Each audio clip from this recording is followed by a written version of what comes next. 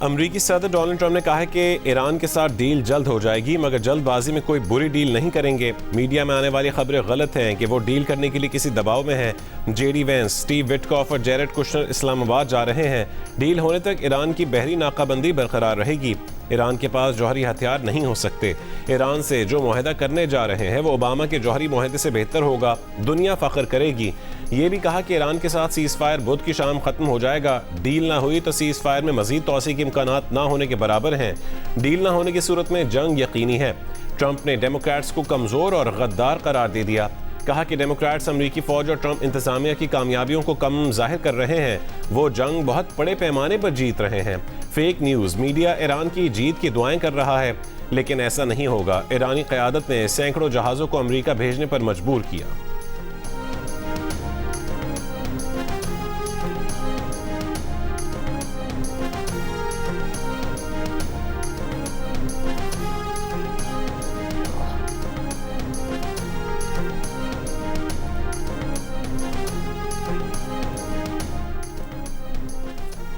Iran के chief मुज़ाकरातकार Mohammad Baqir ग़ालिबाफ ने कहा है कि धमकियों के साए में मुज़ाकरात की अमरीकी पेशकश कबूल नहीं की जाएगी। ट्रंप मुज़ाकरात की मेज़ को हथियार डालने की मेज़ में तब्दील करने की कोशिश कर रहे हैं। 2 हफ्ते के दौरान ईरान ने मैदान जंग में नए पत्ते दिखाने के लिए खुद को तैयार कर लिया। ईरानी बहरी जहाज़ पर अमरीकी हमले और कब्जे के बाद ईरान ने मुज़ाकरात अमरीका की बहरी नाकाबंदी के खात्मे से मशरूत कर दिए। तर्जुमान ईरानी वजारत ख़ारजा इस्माइल बकाई ने कहा है कि अमरीकी तजावीज़ गैर संजीदा और मुतालबात गैर हकीकी हैं। ईरान से जौहरी मवाद की बैरून मुल्क मुंतकली कभी मुज़ाकरात का हिस्सा नहीं रही।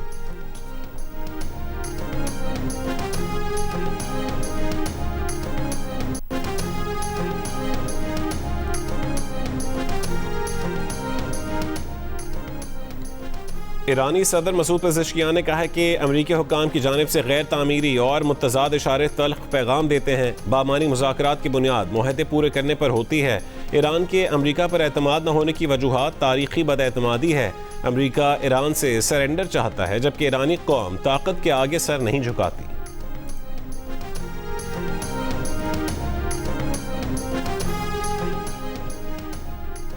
व्हाइट हाउस ने कहा है कि गलत फहमी में ना रहें। सदर ट्रंप अमेरिका को ईरान के साथ एक और तबाहकुन डील में नहीं धकेलेंगे। सदर ट्रंप की ज़ेर सदारत अगर कोई डील हुई तो ये ना सिर्फ इसराइल और मशरिक़ वस्ता बल्कि यूरोप, अमेरिका और हर इलाके के लिए अमन, सलामती और तहफ़्फ़ुज़ यकीनी बनाएगी।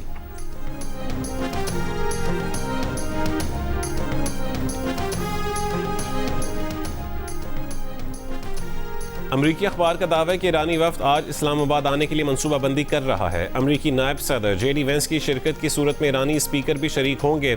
अमरीकी मीडिया के मुताबिक अमरीकी नायब सदर जेडी वेंस की पाकिस्तान रवानगी भी आज मुतवक्के है। अमरीका और ईरान के दरमियान मुज़ाकरात का दूसरा दौर बुध को इस्लामाबाद में होगा।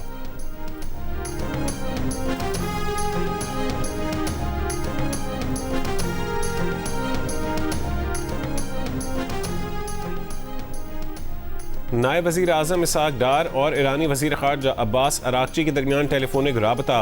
ईरानी वज़ारत ख़ारजा के मुताबिक अब्बास अराक़ची ने कहा है कि जंग बंदी की मुसलसल खिलाफ वर्जी सिफारती अमल में बड़ी रुकावट है।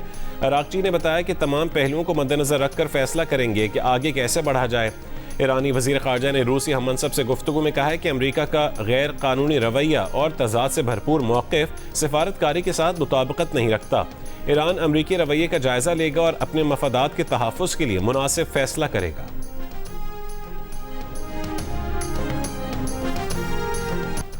जंग बंदी खत्म होने की तारीख करीब आने के साथ ही ईरान में हुकूमत के हक़ में मुज़ाहिरों में तेज़ी आ गई। खुर्रमाबाद शहर के मगरबी इलाके में ईरानी हुकूमत और अफवाज के हक़ में बड़ी रैली निकाली गई। सदर ट्रंप की धमकियों के बाद इस्फहान में किए गए मुज़ाहरे में क्लाशनकोव और रॉकेट लॉन्चर उठाए ख़वातीन की भी शिरकत।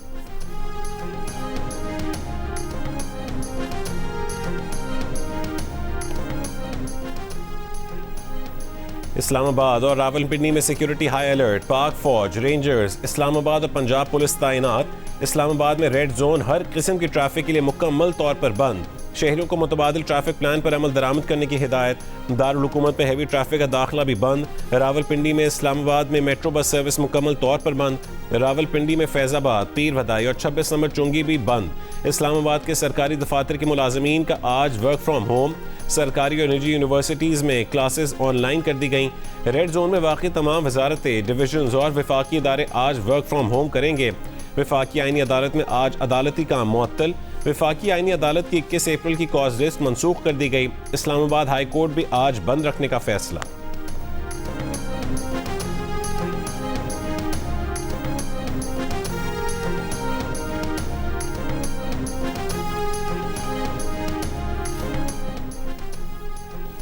चीन के सदर शी जिनपिंग का सऊदी वली अहद मोहम्मद बिन सलमान से टेलीफोनिक राबता। चीनी सदर का आमना हुर्मुज़ से जहाज़ों की मामूल के मुताबिक आमदोरफ्त बरकरार रखने पर जोर। कहा कि चीन फौरी और जामे जंगबंदी की हिमायत करता है। मशरिक़ वस्ता के तनाज़ात सियासी और सिफारती ज़रिए से हल किए जाएँ। दूसरी जानिब रूस ने भी अमरीका और ईरान के दरमियान सालिसी में मदद की पेशकश कर दी। क्रेमलिन से जारी बयान में कहा गया है कि उम्मीद है कि मुज़ाकरात जारी रहेंगे। मुज़ाकराती अमल से खित्ते और आलमी मईशत के लिए मनफी नताइज से बचा जा सकेगा। सिफारती और दिफाई माहिरीन का कहना है कि अमरीका जब तक आबना हुर्मुज़ की बंदिश ख़त्म नहीं करता उस वक्त तक मुज़ाकरात का दूसरा राउंड मुश्किल है। प्रोग्राम कैपिटल टॉक में साबिक सदर UN सिक्योरिटी काउंसिल मुनीर अकरम ने कहा कि मुआहदे की निस्बत सीज़ फायर का ज़्यादा इम्कान है। ईरान में पाकिस्तान के साबिक सफ़ीर आसिफ दुर्रानी और दिफाई तज्ज़ियाकार major general retired Zahid Mahmood ने कहा है कि ट्रंप के बयानात में इनसाइडर ट्रेडिंग का इम्कान मौजूद है। खैबर पख्तूनख्वा असेंबली का इजलास पहली बार असेंबली अहाते से बाहर बुलाने का फैसला। KP असेंबली का इजलास 22 अप्रैल को दोपहर 3 बजे क्रिकेट स्टेडियम में होगा। तर्जुमान असेंबली सेक्रेटेरिएट का कहना है कि इजलास के इनेकाद पर हुकूमती और अपोजिशन अरकान का इत्तफाक हुआ है। महकमे खेल को इजलास के लिए इंतजामात मुकम्मल करने की हिदायत कर दी गई। स्पीकर बाबर सलीम सवाती ने कहा है कि अवाम को नुमाइंदों की कारकर्दगी बराह रास्त देखने का मौका मिलेगा।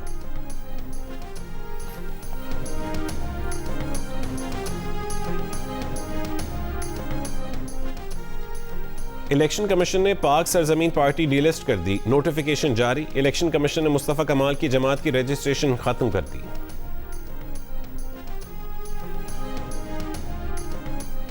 कराची के शारा फैसल मेट्रोपोल के करीब फायरिंग से डॉक्टर सारंग नामी शख्स कत्ल। DIG साउथ के मुताबिक डॉक्टर रिक्शे में अपनी बीवी के साथ जा रहा था। एक कार में मुलजमान मियाँ बीवी का पीछा कर रहे थे। डॉक्टर सारंग गुलिस्तान जौहर चौरंगी पर निजी अस्पताल से वाबस्ता थे। न्यू कराची सेक्टर 11B में फायरिंग से ताजिर जख्मी ताजिर को कुछ अर्सा कबल भत्ते की पर्ची मिली थी।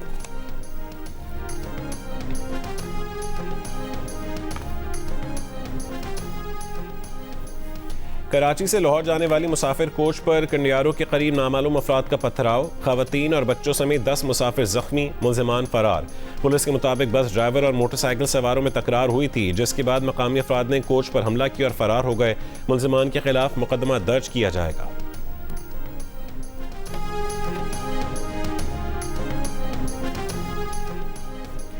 मेयर कराची मुर्तज़ा वहाब का रात गए शहर के मुख्तलिफ इलाकों का दौरा। तरक्याती कामों का मुआयना किया। कहा कि 30 जून तक शहर में जारी तरक्याती कामों को मुकम्मल करेंगे। शादमान टाउन की सड़क पर काम चल रहा है। शाहराह भुट्टो पर भी तेज़ी से तरक्याती काम जारी है। KMC 68 अरब रुपए रवां साल खर्च करेगी।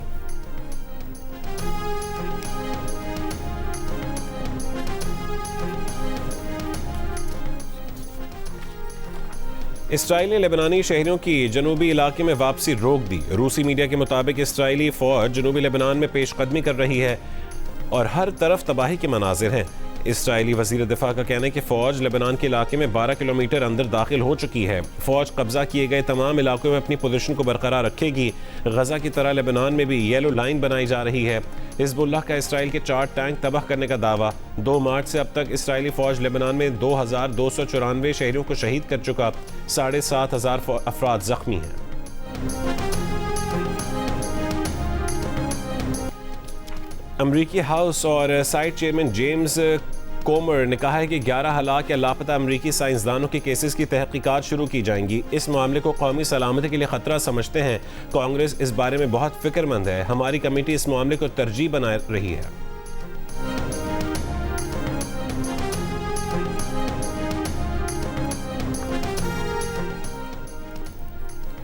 अमरीकी वजीर मेहनत लॉरी शेवेज डेरेमर ने मुस्ताफ़ी होने का फैसला कर लिया। वाइट हाउस के डायरेक्टर कम्युनिकेशन स्टीवन शियोंग का कहना है कि लॉरी शावेज के डिप्टी ओहदा कायम मुकाम के तौर पर संभालेंगे। जांच के तरीक़ाकार में नाकामी के बावजूद लॉर्ड मेंडेलसन की अमेरिका में बतौर सफ़ीर तैनाती ने बरतानवी वज़ीर आज़म कीयर स्टारमर को मुश्किल में डाल दिया। कीयर स्टारमर ने पार्लियामेंट में कहा कि एप्स्टीन स्कैंडल में शरीक पीटर मेंडेलसन की बतौर सफ़ीर तकर्री नहीं होनी चाहिए थी। फैसले की जिम्मेदारी लेते हैं। हुक्काम से कहा है कि पता करें कि फैसला किसने किस बुनियाद पर किया। एक और लीडर ने कहा है कि वज़ीर आज़म दूसरों को जिम्मेदार ठहराकर उनके करियर ख़त्म कर रहे हैं। वज़ीर आज़म को इस्तीफ़ा दे देना चाहिए। वज़ीर आज़म को झूठा कहने पर 2 अरकान ज़ारा सुल्ताना और ली एंडरसन इजलास से बाहर।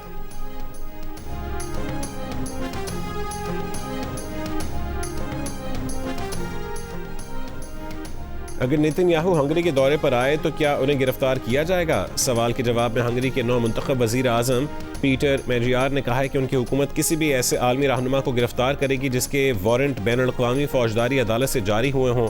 यह भी कहा है कि उनकी हुकूमत बैनुल-अक़वामी फ़ौजदारी अदालत से अलहदगी का अमल भी रोकेगी, जिसे साबिक़ वज़ीर आज़म ने शुरू किया था। साबिक़ वज़ीर आज़म का ये इक़दाम मुबैना तौर पर इसराइली वज़ीर आज़म नेतन्याहू को गज़ा में जंगी जराइम के इल्ज़ामात पर मुमकिन गिरफ्तारी वारंट से तहफ़्फ़ुज़ दिलवाने के लिए शुरू किया गया था।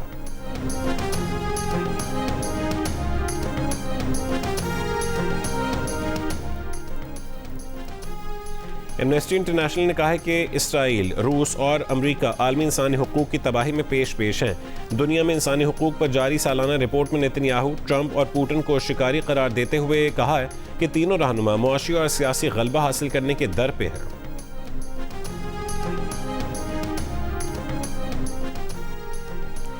अमरीकी कांग्रेस की इमारत में साबिक़ फौजी एहलकारों और फौजी खानदानों के अफराद का ईरान जंग के खिलाफ एहतजाज। मुजाहिरीन का अमरीकी कैपिटल में धरना। जंग में शहीद अफराद को खिराज अक़ीदत पेश करने के लिए मुजाहिरीन ने सुर्ख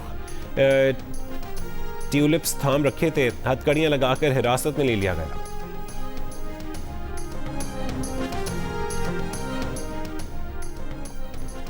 ऑक्सफोर्ड समेत बरतानिया की 12 यूनिवर्सिटीज़ ने फ़लस्तीन के हामी तलबा और असातिज़ा की जासूसी के लिए सिक्योरिटी फर्म को लाखों पाउंड्स की अदायगियाँ की।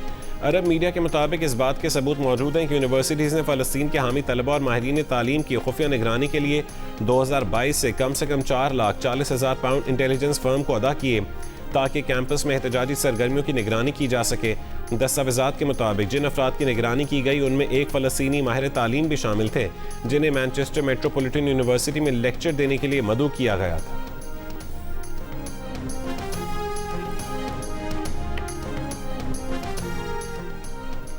गज़ा की तामीर नौ के लिए 71.4 अरब डॉलर दरकार होंगे। अक़वाम मुत्तहिदा और यूरोपीय यूनियन ने Gaza rapid damage and needs assessment report जारी कर दी। रिपोर्ट में 24 महीने के दौरान गज़ा में इसराइली हमलों के नुकसानात का जायजा लिया गया है। आईफोन बनाने वाली कंपनी एप्पल के chief executive officer Tim Cook ने मुस्ताफ़ी होने का फैसला कर लिया। उनकी जगह कंपनी में हार्डवेयर इंजीनियरिंग के सरबराह जॉन टर्नेस लेंगे। टिम कुक ने स्टीव जॉब्स की जगह ये ओहदा संभाला था और तकरीबन 15 बरस तक एप्पल के CEO रहे। उनके दौर में कंपनी की मार्केट कदर 3.6 ट्रिलियन डॉलर बढ़ी है। हकीमुल उम्मत शायर मशरक़ अल्लामा इकबाल का 88वां यौम वफ़ात आज मनाया जा रहा है। उनके अशार और अफकार आज भी दुनिया भर के मुसलमानों के लिए मशअल राह हैं। HBL PSL 11 में नाकाबिल शिकस्त पेशावर ज़ल्मी की टॉप पोजीशन पर गिरफ्त इंतहाई मजबूत। पेशावर के 8 मैचों में 15 पॉइंट्स हो गए। मुल्तान सुल्तान्स 10 पॉइंट्स के साथ दूसरा और इस्लामाबाद यूनाइटेड 9 पॉइंट्स के साथ तीसरे नंबर पर है। कोयटा ग्लैडिएटर्स, हैदराबाद किंग्समैन, लाहौर कलंदर्स और कराची किंग्स के 6-6 पॉइंट हैं। इवेंट में आज 2 मैचेस खेले जाएंगे। लाहौर कलंदर्स का मुकाबला कोयटा ग्लैडिएटर्स से लाहौर में, जबकि मुल्तान सुल्तान्स का मुकाबला रावलपिंडी से कराची में होगा। जियो सुपर और डिजिटल ऐप माइको इवेंट के तमाम मैचेस बराह रास्त नशर कर रहा है।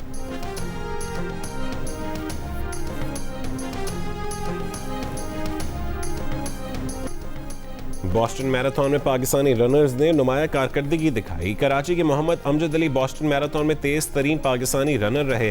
अमजद अली ने मुकर्ररा फासला 2 घंटे 42 मिनट 45 सेकंड में तय किया। अमेरिका में मुकीम हमजा सैयद ने अपनी दौड़ 2 घंटे 51 मिनट और 6 सेकंड में मुकम्मल की। पाकिस्तानी निजात अमरीकी रनर निज़ार नयानी ने 3 घंटे 1 मिनट और 44 सेकंड के साथ तीसरे तेज तरीन रनर रहे। नॉर्वेजियन पाकिस्तानी फसी स्वाले ने बॉस्टन मैराथन मुकम्मल करके 6 स्टार हासिल किया। कराची के डॉक्टर जहांजेब मुगल और नौशिरवान अली जबकि इस्लामाबाद के बिलाल एहसान भी 6 स्टार मुकम्मल करने वालों में शामिल। पाकिस्तानी निजात अमरीकी डॉक्टर सुलेमान खान ने भी मैराथन मुकम्मल की। ख़वातीन रनर्स में बुशरा अंजुम और माहीन शेख ने कामयाबी हासिल की।